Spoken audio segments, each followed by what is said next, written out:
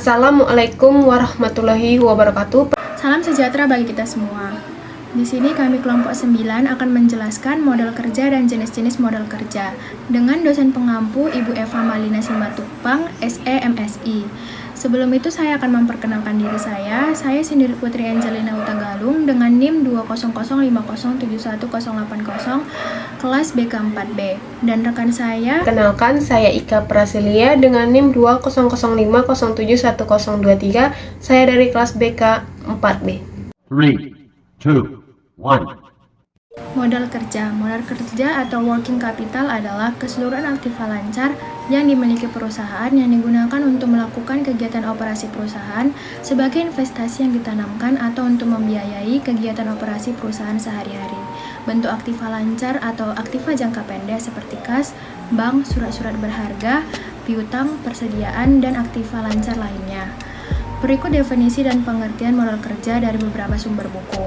Yang pertama, menurut Kasmir tahun 2010, modal kerja adalah modal yang digunakan untuk melakukan kegiatan operasi perusahaan sebagai investasi yang ditanamkan dalam aktiva lancar atau aktiva jangka pendek seperti kas, bank, surat-surat berharga, piutang, persediaan, dan aktiva lancar lainnya. Menurut Widayanti tahun 1996, modal kerja adalah jumlah keseluruhan aktiva lancar, terutama terdiri atas kas bank, piutang, dan persediaan barang-barang. Menurut Sawir tahun 2005, modal kerja adalah keseluruhan aktiva lancar yang dimiliki perusahaan atau dapat pula dimaksudkan sebagai dana harus tersedia untuk membiayai kegiatan operasi perusahaan sehari-hari. Menurut Sutrisno tahun 2009, modal kerja adalah salah satu sumber unsur aktiva yang sangat penting dalam perusahaan karena tanpa modal kerja, perusahaan tidak dapat memenuhi kebutuhan untuk menjalankan aktivitasnya. Menurut Sundaja dan Berlian tahun 2003, modal kerja adalah aktiva lancar yang merupakan bagian dari investasi perusahaan dan selalu berputar dengan tingkat perputaran tidak melebihi jangka waktu 1 tahun. Konsep modal kerja. Ada 3 konsep modal kerja. Yang pertama konsep kuantitatif, yang kedua konsep kualitatif, dan yang ketiga konsep fungsional. Yang pertama adalah konsep kuantitatif. Konsep ini mendasarkan pada kuantitas dari dana yang tertanam dalam unsur-unsur aktiva lancar, di mana aktiva ini merupakan aktiva yang sekali berputar kembali dalam bentuk semula, atau aktiva di mana dana yang tertanam di dalamnya akan dapat bebas lagi dalam waktu pendek. Dengan demikian, modal kerja menurut konsep ini adalah keseluruhan dari jumlah aktiva lancar. Modal kerja dalam pengertian ini sering disebut modal kerja bruto atau gross working capital. Yang kedua ada konsep kualitatif. Pada konsep kualitatif ini, pengertian modal kerja juga dikaitkan dengan besarnya jumlah hutang lancar atau hutang yang segera harus dibayar. Dengan demikian, maka sebagian dari aktiva lancar ini harus disediakan untuk memenuhi kewajiban finansial yang segera dilakukan, di mana bagian dari aktiva lancar ini tidak boleh digunakan untuk membiayai operasinya perusahaan untuk menjaga likuiditasnya. Oleh karena itu, maka modal kerja menurut konsep ini adalah sebagian dari aktiva lancar yang benar-benar dapat digunakan untuk membiayai operasinya perusahaan tanpa mengganggu likuiditasnya, yaitu merupakan kelebihan aktiva lancar di atas hutang lancarnya. Modal kerja dalam pengertian ini sering disebut modal kerja neto atau net working capital. Yang ketiga ada konsep fungsional. Konsep ini mendasarkan pada fungsi dari dana dalam menghasilkan pendapatan atau income. Setiap dana yang dikerjakan atau digunakan dalam perusahaan adalah dimaksudkan untuk menghasilkan pendapatan. Ada sebagian dana yang digunakan dalam satu periode akuntansi tertentu yang seluruhnya menghasilkan pendapatan bagi periode tersebut atau current income, dan ada bagian dana lain yang juga digunakan selama periode tersebut tetapi tidak seluruhnya digunakan untuk menghasilkan current income. Sebagian dana itu dimaksudkan untuk menghasilkan pendapatan untuk periode-periode berikutnya atau future income. Komponen modal kerja. Komponen modal kerja ada 3. Yang pertama ada kas, yang kedua ada piutang dagang, yang ketiga ada persediaan. Yang pertama kas. Kas merupakan bagian dari harta perusahaan yang paling liquid dan dapat digunakan untuk memenuhi kewajiban finansial perusahaan. Selain itu merupakan alat tukar yang memungkinkan manajemen menjalankan berbagai kegiatan usahanya. Oleh karena itu, diperlukan manajemen pada kas perusahaan. Tujuannya adalah untuk menentukan kas minimum yang selalu harus tersedia agar selalu dapat memenuhi kewajiban pembayaran yang sudah sampai waktunya. Yang kedua ada piutang dagang. Piutang yang diterapkan pada perusahaan dapat menghasilkan hasil penjualan, menaikkan laba dan memenangkan persaingan.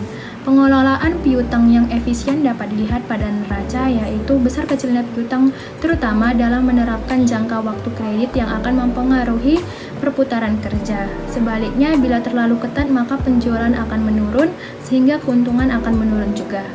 Yang ketiga ada persediaan. Persediaan merupakan bagian utama dari modal kerja. Sebab dilihat dari jumlahnya, biasanya persediaan inilah unsur modal kerja yang paling besar. Hal ini dapat dipahami karena persediaan merupakan faktor penting dalam menentukan kelancaran operasi perusahaan. Tanpa ada persediaan yang memadai, kemungkinan besar perusahaan tidak bisa memperoleh keuntungan yang diinginkan disebabkan proses produksi akan terganggu. Sekian penjelasan dari saya, akan dilanjutkan penjelasan dari rekan saya. Baik, saya akan melanjutkan materi selanjutnya yaitu fungsi modal kerja.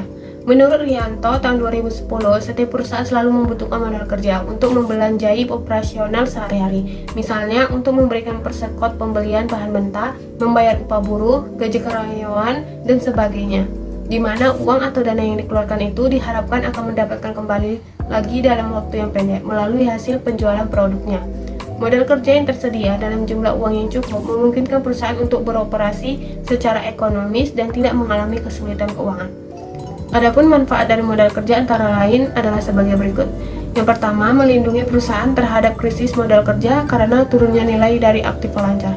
Yang kedua, memungkinkan untuk dapat membayar semua kewajiban-kewajiban tepat pada waktunya. Yang ketiga, menjamin dimilikinya kredit standing perusahaan semakin besar dan memungkinkan bagi perusahaan untuk menghadapinya. Yang keempat, bahaya-bahaya atau kesulitan keuangan yang mungkin terjadi. Yang kelima, memungkinkan untuk memiliki persediaan dalam jumlah yang cukup untuk melayani para konsumennya. Yang keenam, memungkinkan bagi perusahaan untuk memberikan syarat kredit yang lebih menguntungkan kepada para pelanggannya. Faktor yang mempengaruhi modal kerja. Tersedianya modal kerja harus sesuai dengan kebutuhan operasi perusahaan. Untuk menentukan jumlah modal kerja yang dianggap cukup baik bagi suatu perusahaan bukan merupakan hal yang mudah. Jika modal kerja yang tersedia terlalu kecil, maka hal ini dapat menimbulkan kurang lancarnya kegiatan perusahaan atau kesempatan untuk mendapat keuntungan telah disia-siakan. Sebaliknya, modal kerja yang tersedia berlebihan berarti adanya dana yang tidak produktif dalam perusahaan. Menurut Munawir, tahun 2010, terdapat beberapa faktor yang mempengaruhi modal kerja, yaitu pertama, sifat atau jenis perusahaan. Kebutuhan modal kerja tergantung pada jenis atau sifat dari usaha yang dijalankan oleh suatu perusahaan. Modal kerja dari perusahaan jasa relatif lebih rendah bila dibandingkan dengan kebutuhan modal kerja perusahaan industri.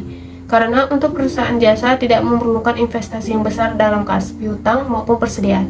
Yang kedua, waktu yang diperoleh untuk memproduksi barang yang akan dijual.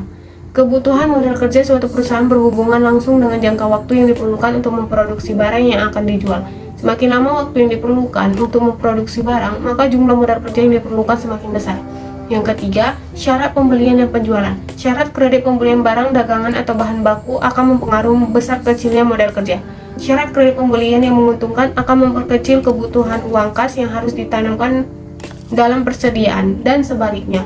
Di samping itu, modal kerja juga dipengaruhi syarat penjualan. Semakin lunak kredit atau jangka kredit lebih panjang yang diberikan kepada langganan akan besar kebutuhan modal kerja yang harus ditanamkan dalam piutang. Yang keempat, tingkat perputaran persediaan. Semakin tinggi tingkat perputaran persediaan, maka jumlah modal kerja yang ditanamkan dalam bentuk persediaan atau barang akan semakin rendah. Untuk dapat mencapai tingkat perputaran yang tinggi, maka harus diadakan perencanaan dan pengawasan persediaan yang efisien. Semakin tinggi tingkat perputaran persediaan akan mengurangi risiko kerugian yang disebabkan karena penurunan harga atau perubahan selera konsumen. Di samping itu akan menghemat ongkos penyimpanan dan pemeliharaan terhadap persediaan tersebut. Yang kelima yaitu tingkat perputaran piutang. Kebutuhan modal kerja juga dipengaruhi jangka waktu penagihan piutang. Apabila piutang terkumpul dalam waktu pendek, berarti kebutuhan akan modal kerja semakin rendah atau kocek. Untuk mencapai tingkat perputaran piutang yang tinggi, diperlukan pengawasan piutang yang efektif dan kebijaksanaan yang tepat sehubungan dengan perluasan kredit, syarat kredit penjualan, maksimum kredit bagi langganan, serta penagihan piutang. Yang keenam, volume penjualan. Perusahaan membutuhkan modal kerja untuk mendukung kegiatan operasional pada saat terjadi peningkatan penjualan. Jika tingkat penjualan tinggi, maka modal kerja yang dibutuhkan relatif tinggi. Sebaliknya, jika penjualan rendah, dibutuhkan modal kerja yang rendah. Yang ketujuh, faktor musim dan siklus. Fluktuasi dalam penjualan yang disebabkan oleh faktor musim dan siklus akan mempengaruhi kebutuhan akan modal kerja. Perusahaan yang dipengaruhi oleh musim membutuhkan jumlah modal kerja yang relatif pendek. Modal kerja yang ditanamkan dalam bentuk persediaan barang berangsur-angsur meningkat dalam bulan-bulan menjelang puncak penjualan. Contoh perhitungan modal kerja dalam bisnis. Working capital tentu saja memiliki tahapan perhitungan tertentu untuk mengetahui laba kotor, utang perusahaan, hingga jumlah laba bersih atau keuntungan yang didapatkan oleh suatu perusahaan selama menjalankan usahanya. Berikut ini tahapan dalam menghitungkan working capital. Yang pertama, menghitung aktiva lancar. Aktiva lancar merupakan harta dalam sebuah perusahaan yang nilainya diubah dalam periode 1 tahun menjadi uang tunai. Aktiva lancar tidak hanya berupa uang tunai, melainkan dapat berupa piutang dagang, persediaan, dan biaya dibayar di muka yang termasuk golongan akun jangka pendek. Dalam laporan perusahaan, aktiva lancar biasanya ditampilkan pada laporan neraca. Semua akun yang termasuk dalam golongan aktiva lancar kemudian dijumlahkan hingga nominalnya ditemukan. Selanjutnya, jumlahkan akun yang masuk pada keterangan uang tunai seperti kas, biaya yang dibayar di muka, persediaan, piutang dagang, dan akun lainnya. Kemudian jumlahkan kedua hasilnya untuk mendapatkan jumlah aktiva lancar yang dimiliki oleh suatu perusahaan. Yang kedua, menghitung hutang lancar. Kewajiban yang harus dibayar dalam batas waktu tertentu disebut sebagai hutang lancar. Dalam proses neraca, akun hutang lancar perlu ditampilkan. Akun yang termasuk dalam golongan harta lancar yaitu hutang dagang, biasa bayar, dan hutang yang perlu dibayar. Yang ketiga, menghitung modal kerja bersih. Selanjutnya, tahapan terakhir dalam perhitungan working capital bersih dengan menggunakan rumus umumnya, yaitu mengurangkan aktiva lancar dengan hutang lancar. Contohnya, PT Marwah memiliki kas lancar sebesar 100 juta rupiah dan hutang perusahaan senilai 54.653.000. Dengan menggunakan rumus menghitung capital working, maka perusahaan tersebut memiliki capital working sebesar 45.347.000. Jenis-jenis modal kerja. Menurut Sawir 2005, modal kerja dibagi menjadi dua jenis, yaitu modal kerja permanen dan modal kerja variabel. Adapun penjelasan dan bagian dari kedua jenis modal kerja tersebut adalah sebagai berikut. Yang A, modal kerja permanen. Modal kerja permanen adalah modal kerja yang harus tetap ada pada perusahaan untuk menjalankan fungsinya, atau dengan kata lain, modal kerja secara terus-menerus diperlukan untuk kelancaran usaha. Modal kerja permanen dibagi menjadi dua jenis, yaitu modal kerja primer, yaitu modal kerja minimum yang harus ada pada perusahaan untuk menjamin kontinuitas usahanya. Yang kedua, modal kerja normal, yaitu jumlah modal kerja yang diperlukan untuk menyelenggarakan luas produksi yang normal. B. Modal kerja variabel. Modal kerja variabel adalah modal kerja yang jumlahnya berubah-ubah sesuai dengan perusahaan keadaan. Modal kerja variabel dibagi menjadi tiga jenis, yaitu modal kerja musiman, yaitu modal kerja yang jumlahnya berubah-ubah disebabkan oleh fluktuasi musim. Yang kedua, modal kerja siklis, yaitu modal kerja yang jumlahnya berubah-ubah disebabkan oleh fluktuasi konjuktur. Yang ketiga, modal kerja darurat, yaitu modal kerja yang besarnya berubah-ubah karena adanya keadaan darurat yang tidak diketahui sebelumnya. Misalnya adanya pemogokan buruh, banjir, perubahan keadaan ekonomi yang mendadak. Perputaran modal kerja. Perputaran modal kerja adalah dimulai dari saat di mana kas diinvestasikan ke dalam komponen-komponen modal kerja, yaitu kas, piutang, dan persediaan, sampai saat di mana kembali lagi menjadi kas. Dengan demikian, apabila perputaran modal kerja semakin pendek tersebut, berarti semakin cepat perputaran dan semakin cepat modal kerja tersebut menjadi kas kembali. Perputaran modal kerja tergantung kepada jenis barang yang diperdagangkan, yaitu pertama, perputaran barang yang tidak mengalami proses produksi. A. Penjualan dengan kredit. K1 ke barang, yaitu artinya adalah pemberian, barang ke piutang, yaitu penjualan, piutang ke kas 2 adalah penerimaan uang. B. Penjualan dengan tunai. Kas ke barang, yaitu pembelian, barang ke kas 2 yaitu penjualan atau penerimaan uang. Yang kedua, perputaran barang yang mengalami proses produksi. Kas pertama ada dua, yaitu pemburu, biaya bahan baku. Kedua ini adalah proses produksi ke barang jadi. Barang jadi ke piutang adalah penjualan, ke piutang ke kas 2 adalah penerimaan uang. Untuk lebih jelasnya, baiklah diberikan gambaran yang menggambarkan berbagai keadaan seperti nampak dalam gambar 4.2. Gambar 4.2 ini adalah periode perputaran modal kerja, yang mana K1 adalah kas yang dikeluarkan untuk beli barang, K2 adalah kas yang diterima dari hasil penjualan, B adalah barang, dan P adalah piutang. Keadaan 1, yaitu periode perputaran modal kerja K1 sampai ke K2 adalah 1 bulan, yaitu permulaan Februari sampai permulaan Maret, di mana meliputi periode pembelian, penjualan, dan penerimaan pembayaran, di mana penjualan dilakukan dengan kredit. Pada keadaan ini, tingkat perputaran modal kerjanya adalah 12 kali dalam waktu 1 tahun. Tingkat perputaran modal kerja dalam 1 tahun dapat diketahui dengan membagi tahun dalam bulan atau hari dengan periode perputaran atau periode terikatnya modal kerja. Yang keadaan kedua, periode perputaran modal kerja adalah 2 bulan, di mana periode pembelian sampai penjualan meliputi waktu 1 bulan, dan periode penerimaan piutangnya meliputi waktu 1 bulan. Tingkat perputaran modal kerja di sini adalah 12 dibagi 2 sama dengan 6 kali setahunnya. Keadaan 3, periode perputaran modal kerja adalah 3 bulan, di mana periode pembelian sampai penjualan meliputi waktu 1 bulan dan jangka waktu piutangnya adalah 2 bulan. Tingkat perputaran modal kerja di sini adalah 12/3 sama dengan 4 kali setahunnya. Keadaan 4, periode perputaran modal kerja adalah 4 bulan, di mana dalam pembelian barang harus dibayar lebih dulu harganya sebulan sebelum barang diterima.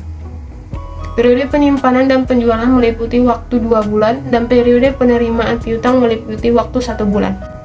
Tingkat perputaran modal kerja atau aktiva lancar dapat pula dihitung dari neraca dan income statement pada suatu saat tertentu dengan cara sebagai berikut. Current asset turnover sama dengan net sales per current asset atau net sales per average current asset. Average current asset sama dengan current asset permulaan ditambah current asset akhir tahun per 2. Itulah pembahasan mengenai modal kerja atau working capital serta jenis-jenisnya. Dapat disimpulkan bahwa secara umum working capital merupakan kegiatan yang ada kaitannya dengan pengelolaan keuangan. Dalam hal ini, ketersediaan dana yang terdapat dalam instansi perusahaan.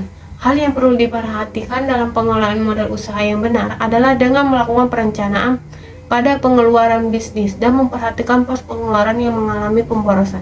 Solusi untuk menangani hal ini dengan menggunakan pembukuan yang benar dan sesuai standar, sehingga Anda bisa mendapatkan laporan keuangan yang sesuai dengan realitas usaha Anda saat ini.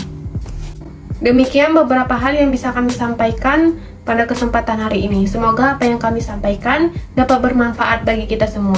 Bila ada kekurangan dan kesalahan, kami meminta maaf, karena kesempurnaan hanya milik Allah Subhanahu wa Ta'ala. Kami mohon maaf sebesar-besarnya apabila tutur kata maupun tindakan yang kurang berkenan bagi teman-teman semua dan ibu sekalian. Dengan ini, tugas kelompok hari ini kami tutup. Atas perhatiannya kami ucapkan terima kasih. Tetap patuhi protokol kesehatan, lakukan 5M. Dari kelompok 9, dengan saya Ika Prasilia dan rekan saya Cindirut Putri Utagalung. Kami dari BK 4B Politeknik Negeri Medan. Pamit undur diri, sampai jumpa di video selanjutnya. Wassalamualaikum warahmatullahi wabarakatuh.